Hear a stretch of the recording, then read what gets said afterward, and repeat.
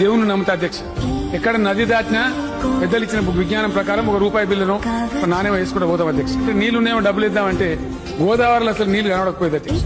కానీ ఈ రోజు అధ్యక్ష కళ్ళ ముందర ఒక సముద్రం లాంటి గోదావరి. మీకు ఏమర్థమవుతుందని నాకు అర్థం కాదు. 9 ఏళ్ల కింద దుమ్ము మాత్రమే కనబడే గోదావరిలో 250 కిలోమీటర్ల సజల సుజల గోదావరి 100 టీఎంసీల నీళ్లు తేలుకుంటున్నాయి అధ్యక్ష.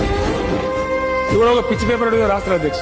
ఇప్పుడు ఇంకో పిచ్చి మీద మనకి ఏమి ఈ కథలో తొగదలు ఆయన కాళేశ్వరం వేస్ట్ అని మరి ఏది వేస్ట్ అంటే బుర్ర కావాలి అధ్యక్ష విషయాన్ని అర్థం చేసుకోవడానికి.